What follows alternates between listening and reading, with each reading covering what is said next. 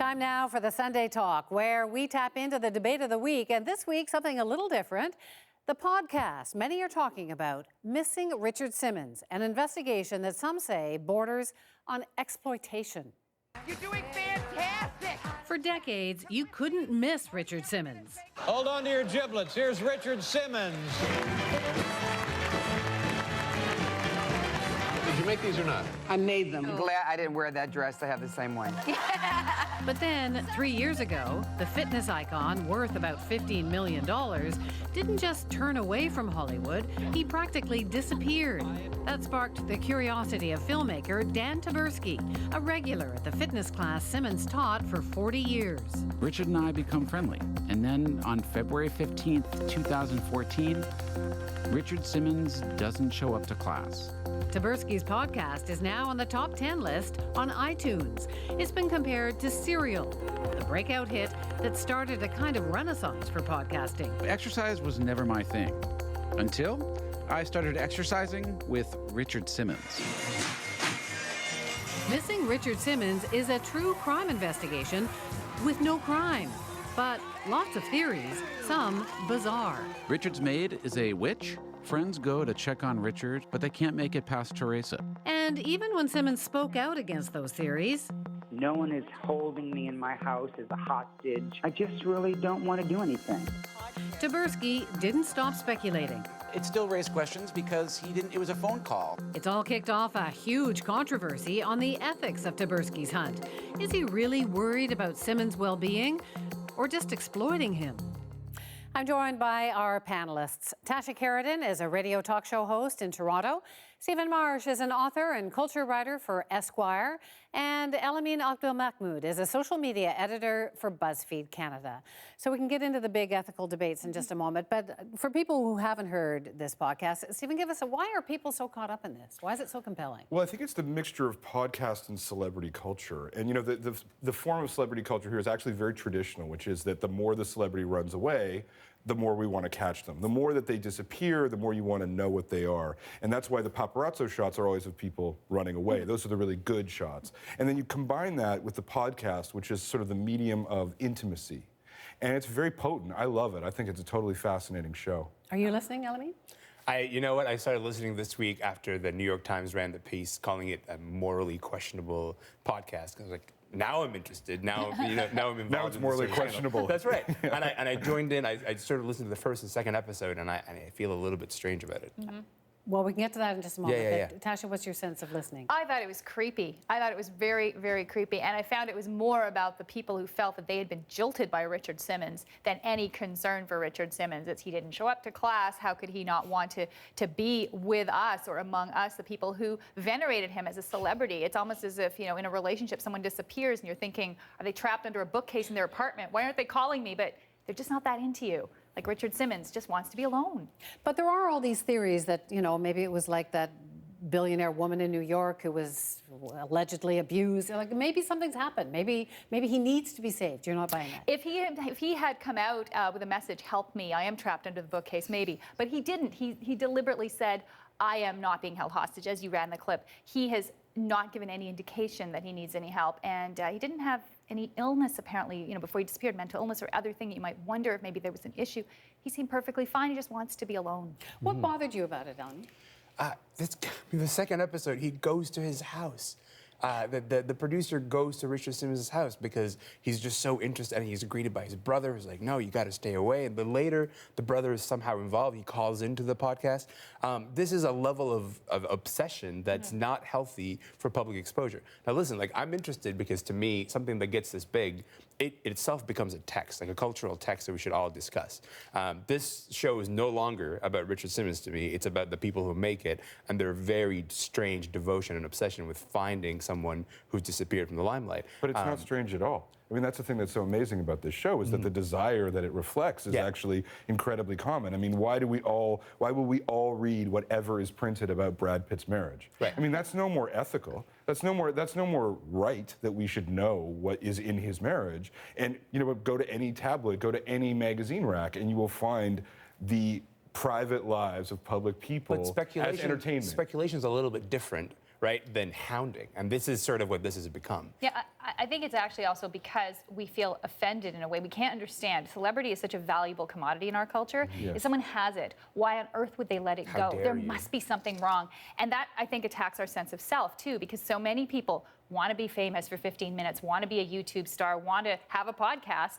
And it makes them wonder, well, maybe what I'm pursuing isn't worth it if Richard Simmons will give it all up. Well, I think Simmons is also a specific case because it's not like he was, a famous actor who then became famous and then had to deal with the cause of celebrity. I mean, he pursued pure celebrity throughout his whole life. He enjoyed it, and he was the unlikely celebrity, right? It was like he was famous for wanting to be famous so much. So right? it's not right or wrong, but is there no line? Is all sort of celebrity stalking acceptable? Well, I don't think it's really helpful to think of it in those terms because, like, you're right. It is part of a culture that's inherently gross, right? But it's also our culture, and it does conflict with Enlightenment values. But on the other hand, so does much that we do. But there's a story here, and the story is a huge celebrity disappeared from the limelight, and this is the hole that they left in culture and society.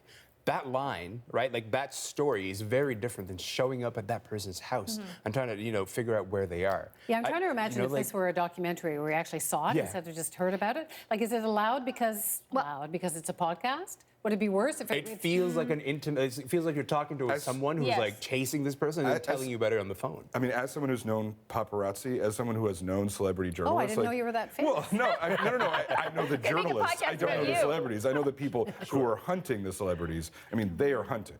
Like it is absolutely, like they are in their backyards. They are taking pictures of them naked on boats if they possibly can with telephoto lenses. What this guy is doing is not a whit more a violation of their privacy than standard tabloid fare. But the difference is that he's not chasing something that Richard Simmons is doing. Richard Simmons is not seeking. He is not famous. He's not seeking fame anymore. He is not trying to sell a record. He's not trying to sell his fitness class. He's not trying to do anything. And so that's why I think it's a different type of scenario. He wants to be alone, and he wants to be not celebrity. And it's shouldn't like you be able can't to step just turn it off? But that's what celebrities want to have. They want to be famous, but that also, when they want to be naked on a boat, they want to be left alone, right? But the two things are the same thing. You cannot have one without the other. If you sell your charisma, you cannot be surprised when people are fascinated by your charisma. But there's a world where that's totally legitimate, but like it takes a phone call that says, I'm not interested in being a part of your world, and then you gotta put the phone down and talk to everybody else around them. If it was a woman, stop pursuing them. If it was a woman, I think we would be jumping up and down saying it is stalking. It is stalking. In this case, I think Simmons, in a way, because he's a funny guy, because he was a person that also people thought, he sort of made fun of himself, people are thinking, oh, maybe it's an act, maybe this, but I think that he could take action here. He could say, you know what, this does cross the line. And I'd love to see Richard Simmons sue, in fact. It would be wonderful. Some celebrities have done that, of course. Yeah, I'd love to see him sue and the producer and say, you know what, back off.